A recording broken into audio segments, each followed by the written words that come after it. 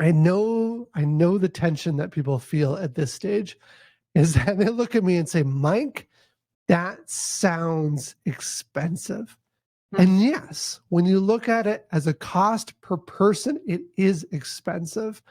But what most people fail to understand is that the best people outperform the average by 2 to 5 to even 10 times as much. And so instead of looking at it as a cost per person, look at it as a cost per unit produced. And from that perspective, for those who are afraid that they can't afford to hire the best, my simple answer is you can't afford not to.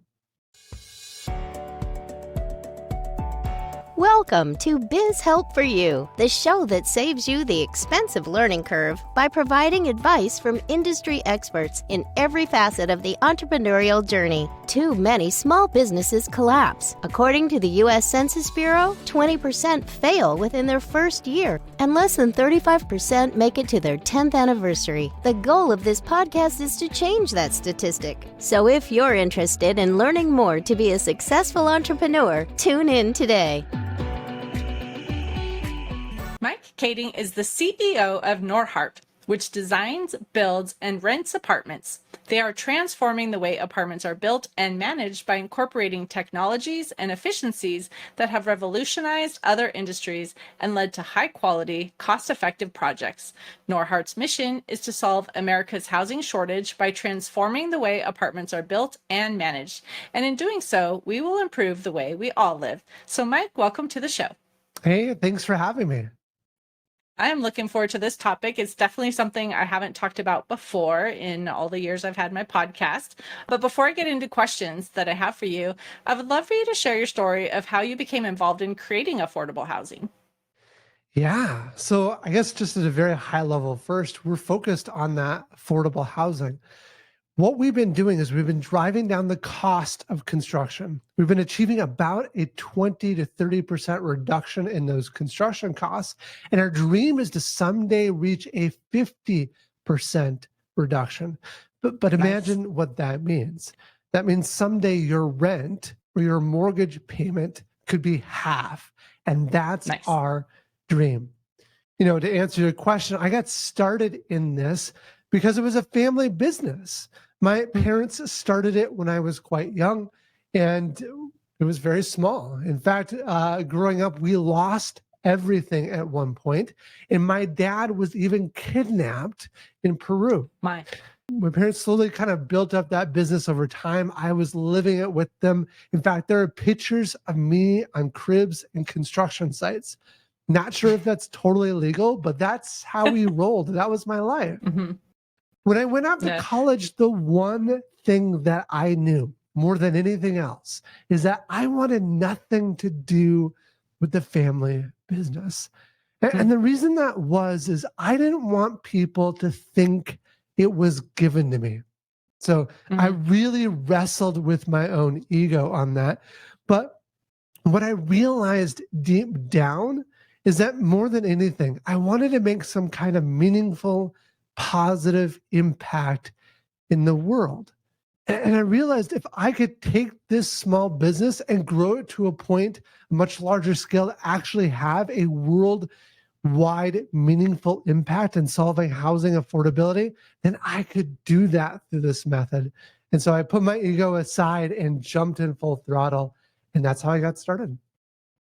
Nice. Well, some people might be wondering, why I'm even having this topic on my show, because usually I'm talking business topics. My goal is to help entrepreneurs be successful. But my perspective is obviously personal things can impact business, and affordable housing is important for not only entrepreneurs, but their staff. So can you just maybe even touch on how worrying about housing can affect productivity at work? Well, if you think about our needs as human beings, some of our most fundamental needs are safety, housing, food, security, being loved. And I have found that the very best production you get out of any of your employees is when they feel well supported by their company, when they feel like everything is good in their own life, including their personal life, including their housing. And that gives Mhm. them a stable base to work from. And they're free to engage and be sort of their very best self when providing you the services and the production that you need out of them. And so, I've lived enough life. We built large enough teams here that I've seen what amazing teams look like. And building those teams is fundamental to your success as a business leader. And part of that is not only your culture, but it's also making sure that their needs as employees are met. Mhm. Right, because if they're at work, even if they're trying their best to do their job, if they've got that worry in the back of their mind, it is going to have some distractions, even if it's subconscious, and they're going to be somewhat stressed. And, we want our employees to be as relaxed as possible too and enjoy the experience. So we do need to be concerned not only for our staff as just employees, but as a person and as a family and all of that too. So that's why I thought it would be great to talk about this, even though a lot of people may think like, well, this is like out of a different direction than usual. But I feel that it's important to talk about. Yeah, I love it. It's such an important issue for all of us, especially as the cost of housing has been rising so fast Mhm. compared to incomes. Like, we need to solve this problem. For sure. And other than compensation, which we know is important, right? How can we as business owners assist our staff if they are having some housing struggles? Yeah. Well, I think part of it is developing and building in areas having your business be in locations where there are more affordable housing options available. Mm. Um, I think that, from my perspective, our goal is really about delivering a large amount of housing to given markets. And as we Mhm. develop more properties in those markets, that allows for housing pricing to come down overall very naturally. Um, Mhm. How do you overcome the feeling where some people might feel like, oh, if we're putting in affordable housing, then we're drawing in potential, name whatever it is? Because I've heard sometimes people are afraid like there might be more crime, or there's just, you're not even going to have a place to park because there's, apartments instead of single family residents. So, like, how do we overcome those challenges where people are afraid to even have this come into a neighborhood? It's such a great question. It's a very common fear that people have. In fact, oftentimes when you build a new building, you get a bunch of neighboring property owners saying, "Not in my backyard," because people are afraid of that change. And one of the key fears that they have is, what are the people coming with an apartment building? I think the Mhm. first important point to note, at least with us, is our goal is not to provide affordable housing.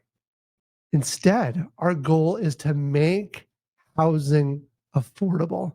Now, what do I mean by Mhm. that? Affordable housing, at least the way I think about it, is when you have government programs that come in and pay for people's rent or a large chunk of that rent.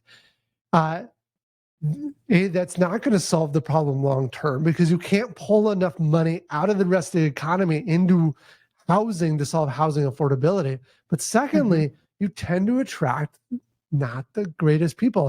If the people aren't having to earn their way in life and build up a career and relationships, that are healthy and productive to be successful in the community, yeah, you attract that caliber of person. So our goal is to reduce the cost of housing for everyone. Now, how do we actually do that? We do that by Mhm. driving down the cost of construction and scaling up production. See, when we provide so many units to a given market, because of supply and demand, those pricing starts coming down naturally. But here's the key: it's not just for our own properties, it's for everyone in the market that we're serving. And so now you don't get this weird dislocation of, I don't know, challenging people to a specific building. Instead, you're just solving housing for everyone in that market. Mhm. So if you're changing the way that these apartments are being built, and managed, as you're talking about, and seeing these reductions in costs, which is amazing, how are you incorporating these technologies and efficiencies to kind of revolutionize this whole real estate industry and have these cost-effective projects? Yeah. So if you look at other industries like manufacturing, for example, they've improved labor productivity by 760% over the past 60 years. Agriculture has improved like 1,500%. Construction during this time period has done nothing.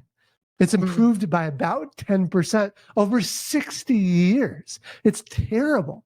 So really, at a simplistic point of view, we're taking the lessons learned from other industries and applying it to our own.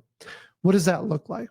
Well, in the world of manufacturing, part of what's driven so much productivity improvement is this idea of lean and lean manufacturing. So we said, why not learn from the best? We built a relationship directly with Toyota, who invented the world of lean, and brought them into our business to apply those concepts into the world of construction. But to give you some sense of this, in the world of construction, typically all the different parts of a building are done by different companies.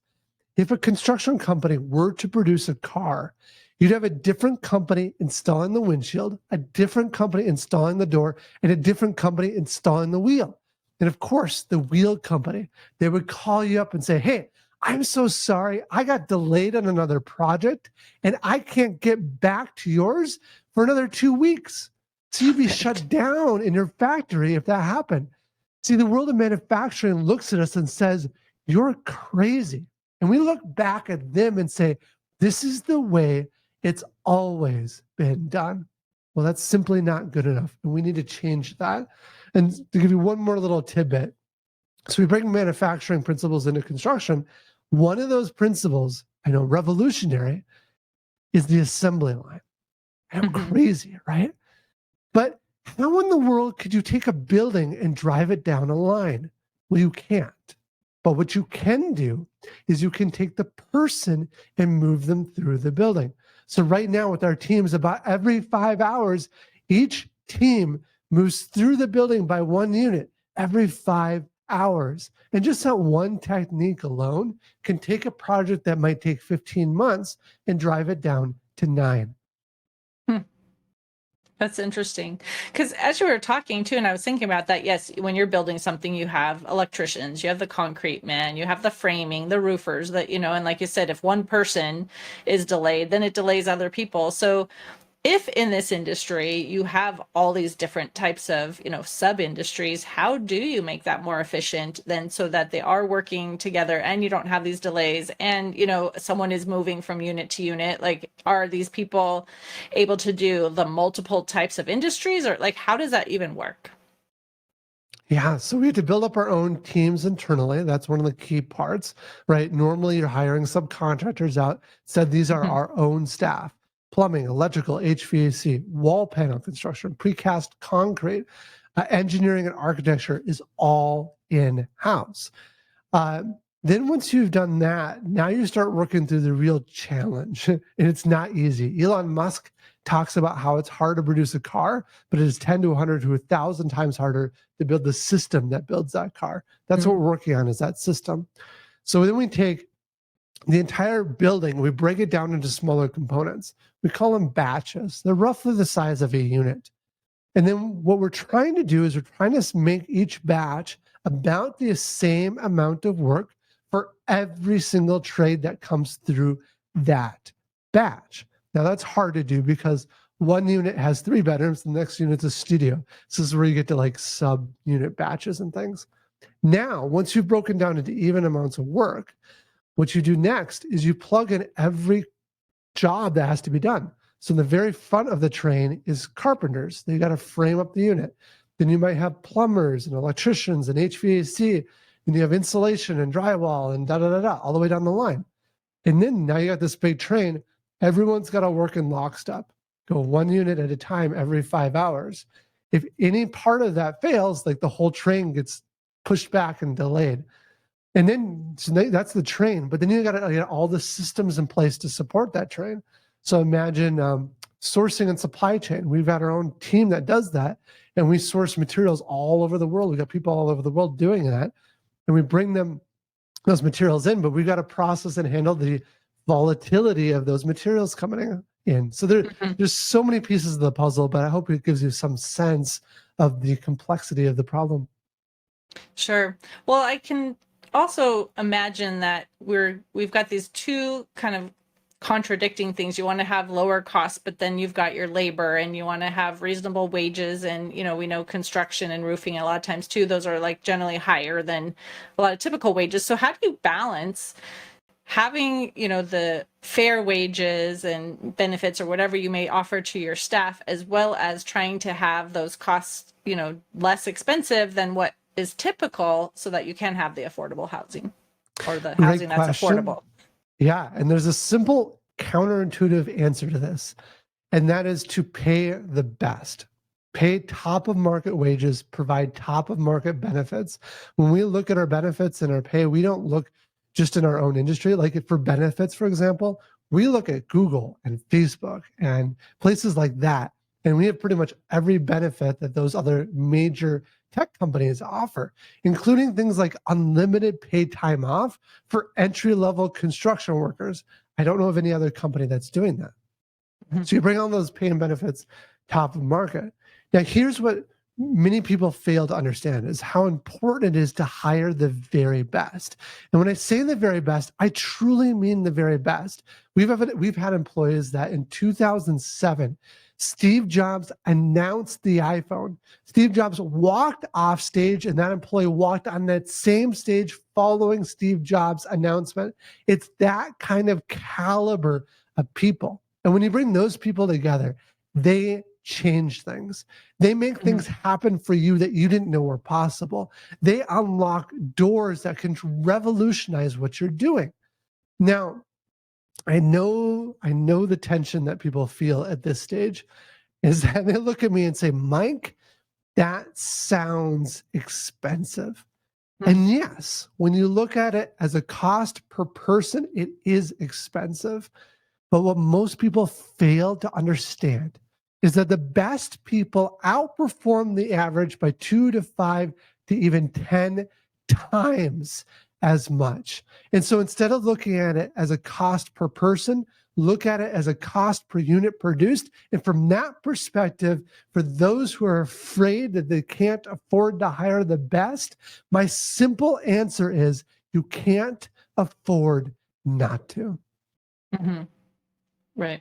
Well, and when you were talking even about unpaid time off, I immediately was thinking too about your schedule, and you're moving people and you're wanting to stay on task. And so I'm sure some people are also thinking, if you have this plan of how people are going to work, but you're offering this unlimited, PTO, like how do you stay on schedule then if someone is taking off when you didn't know they were and now they need to, because I'm sure there are people who want to offer the same thing, unlimited PTO, but they're concerned about what their schedules in their own company may look like if someone is taking off more than what you normally would be offered.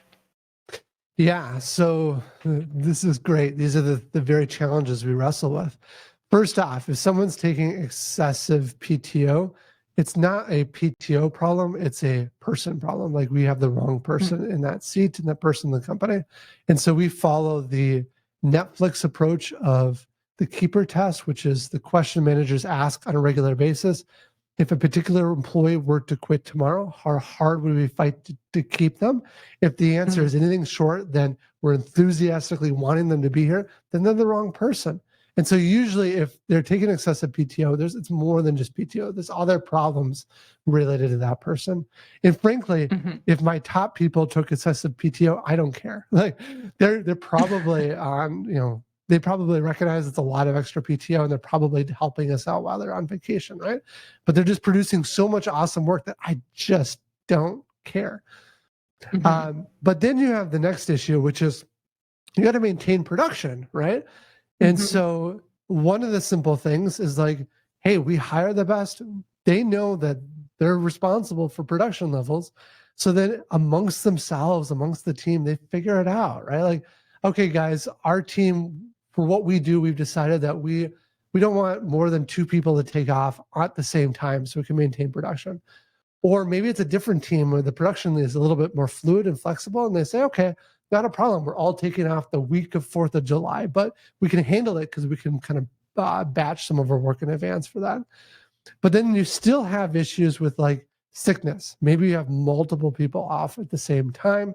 that you weren't planning for. So this is where you can work in things like we've got our main production, which is those units that we talked about. But we also have what we call off batch tasks. These are things that are not going to hold up the main production, but allows for some flexibility. So we'll usually try to overstaff different teams by a slight amount, knowing we have vacation, knowing that people get sick. And then when we're fully, like we're at that excessive staff level, then they go work on off batch tasks that they have got to work on and complete. Mm-hmm. So then how do you also balance having housing be more affordable, yet also still have high quality? Because we often hear too, of course, that when you hire somebody who it's going to be a little bit less expensive, then things get, like the corners are cut or things like that too. So how do you balance that, again, having high quality, but yet still have the housing that's affordable? Yeah, this is a common misconception. And I don't know if I believed this until I have lived it. People often think it's either quality or cost. And certainly in an efficient market, there's definitely a correlation there. But fundamentally, quality and cost go hand in hand. If you're building on a great system, you can actually produce more product at a higher quality and at a lower cost. I mean, just look at cell phones, for example, or computers. 30 years ago or 40 years ago, cell phones were giant bricks that you had to carry Right. around, right? And they were like maybe $5,000 in today's costs. Mm-hmm. Today, you can buy an iPhone, which is a supercomputer with like 1,000,000 times more powerful than the computer that went to the moon, right? Mm-hmm. How is that possible? How is it lower cost but a higher quality? You do that through improving production infrastructure and systems, and that's what they've done for computers and frankly, many of the products that we have in our own life. And so as long as you're applying lean methodology, really thinking through the wastes in a project, and then working to eliminate those wastes, building the right culture behind it so that everyone's helping solve the 10,000 problems you need to solve, that you're hiring great people that are problem solvers and not just cogs in a wheel, and you get that whole system running, you can actually drive down those costs and simultaneously improve quality. Mm-hmm. So for those who are listening who are entrepreneurs and they're saying, okay, well, this sounds great. Like I see that there's where you're saying that you can improve the quality and still drive down costs. How do I do that in my own business? Like, so what did you learn from your own industry that maybe can apply to others who are listening? Yeah, if you want one word to Google and kind of research, I would say lean, Lean, just lean. But to give you some sense of it, the biggest idea is to fix what bugs you. There's so many little things in our day-to-day work that we're just doing that are not adding real value. It can be as small as like my email. Maybe I get a message in that I've got to like forward off to someone that they process the receipts. Why am I clicking the forward button to forward it to them? Like set a dang rule in your calendar Outlook box so that it automatically forwards that receipt to the right person. There are literally tens of thousands of things in your life that are minor inconveniences that are minorly slowing you down, but when added together, they have real meaningful impact. When you're looking at the work, one of the big things that Toyota taught me, I remember the first day they came out, and they're like, okay, great, Mike. We want to kind of help you improve. The very first thing we're going to do, we're going to go out and stand and just watch people do work. And it was the most awkward experience of my life. Because, right, like here you are, the leader's standing there, like watching do work. Not only self-conscious about myself, like, hey, I'm not actually helping you right now. And then I know they're conscious because here there's leaders and Toyota are out there watching them. It's very awkward. But the most powerful thing about that is the waste became so immediately evident. Like all the different little things that were slowing people down, that were creating problems for them. It wasn't their fault. No one was trying to do the bad thing. It's just our system wasn't in place. It wasn't functioning. And until you understand what that looks like, you don't know how to fix it. So I'd say go in, stand, and watch the work for hours, and you will be amazed at what you learn. Then once you do that, one of the next things that Toyota and I worked through is you start to identify what are the steps of the process and to try to just measure the time for each one of those steps. And you're starting to look at what is, for each one of those steps, what's the volatility in that work? Because if there's volatility in that work, that means that sometimes it was a lot better and sometimes a lot worse. Mm. That means you could be a lot better all the time, but you're not. There's opportunity to look at that gap between when you were better and when it was worse, and why was that different? You can start eliminating and fixing those problems. And then what we did is, okay, now we started getting times put together. We actually put whiteboards on the site and said, okay, for each given task, maybe there is, like for framing, maybe there is 10 steps involved in framing a unit. For each of those 10 steps, here's the time that those steps, should be done for meeting kind of what we've been able to do. And then they would write down the time that they actually completed. And if they were off, we wrote the issue that caused that problem. This then generated literally thousands of issues. Oh my gosh, an unbearable amount of issues. So then the next thing we did is we pulled together and built a small team that their whole focus was helping the team solve those issues. So I was literally in the meeting this morning. Every day I get a report from that team that says, okay, here are all the new issues we've found. Here's all the ones that we've solved, and here's the ones we haven't yet solved. Now, maybe I'm going into too much detail, but one more little tidbit. The next issue you're going to run into is people will tell you an issue is solved when it's not actually solved. The core thing you need to do is ask 5 whys, right? If they tell you, okay, I wasn't able to get the job done because the guy before me didn't finish theirs. Well, why? Well, the guy before me didn't finish theirs because he installed it wrong. Well, why? Well, the guy installed it wrong because the plans were wrong. Well, why? Well, when the guys built the plans, it turns out they were rushed in what they were doing and they weren't able to do all the cross-checks correctly. Okay. Maybe they thought the solution was tell the guy ahead of them to get faster so they got their job done in time. But the actual solution was go talk to the engineers and architects and make sure that they got the proper time to do the due diligence that they need to do, right? So there's so much I could go into, but it gives you some flavor of what needs to be done. Right. So you have to dig deeper. You just can't assume what you think is the problem or the solution you need to implement is really, like you're saying, what the problem really is, because it could be many layers deeper than that. Yes. Yes. Mm-hmm. Yeah. That's a good tip for the entrepreneur listening too, because often we're overwhelmed, right? And we know that there's something that needs to be fixed. And then we think we have found the solution, right? Or what that core problem is. But like you're saying, we're not asking enough questions to dig deep enough to find really what that core problem is. So we need to be better about an important insight as well too, and it's one I struggle with regularly. As the entrepreneur, you can't fix it all.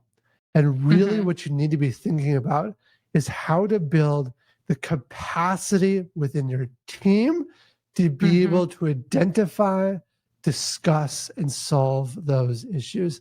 And that's the important thing, is to build that capacity. Right. And empowering your team to be able to make decisions and, be able to do things so it doesn't all come back to you, because you could become the bottleneck yourself too, right? Yes. Oh my gosh. Yes. So I know we're coming close to the end of the time we have together. So I would love to ask you, do you have an offer that you would like to extend to our listeners? And also, how can they contact you?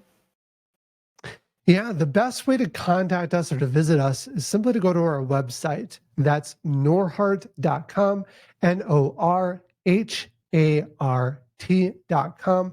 And on there is a couple of interesting things. The first is we actually are offering for people to invest in what we're doing. We offer promissory notes, giving people great interest rates for a fixed period of time, in which then you get your money back. So that's kind of fun and interesting. That's been really cool to see that grow. But then the second thing is our own podcast. It's called Zero to Unicorn. It's about the journey of small business growing to billion-dollar scale. And one of my favorite guests was Michael Usland. He's the originator and the executive producer of Batman.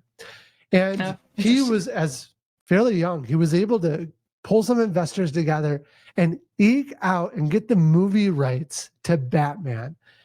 He then took that to all the major studios, and everyone told him no. Everyone slammed the door in his face, saying that there's no way, nobody wants to watch a dark and serious Batman movie. And he fought and worked hard for over a decade to get that movie made. Eventually it did, and it totally changed the trajectory of superhero movies in cinema today. And it was really amazing to hear his story. Interesting. It makes me think while you're talking about that too. Sometimes we just overlook the opportunities thinking they're not going to be very good. But I remember the one about E.T. and I think it was M&M's was originally asked, or Skittles, and they said no. And then it became Reese's Pieces. And then, they became super famous. Everyone wanted to have Reese's because E.T., but people thought, I don't want an alien. Representing my brand. So, well, thank you, Mike, for being a guest on my show and sharing this topic. I really appreciate our chance to have this discussion today. Yeah, it was great being on. This is a lot of fun. And to the listener, if you enjoyed today's topic and you want to hear additional information, you can find access to the exclusive content in the show notes. Thank you for tuning in today. Would you please share this episode with those you know and leave a review on your favorite platform? And if you find our show informative, would you consider being a financial sponsor to help me continue my mission to educate business owners? A link is located in the episode description, and no amount is too small. I'd really appreciate your support. If you are interested in connecting with our guest and receiving the offer they had to share, a link to our resource page is in the show notes. Finally, if you have any bookkeeping or payroll needs, reach out to us at 310-534-5577 or contact@abandp.com. My team and I are eager to assist you. Until next time, have a great day. Thank you for listening to Biz Help for You. Please join your host, Candy Messer, again next time. Have a terrific day.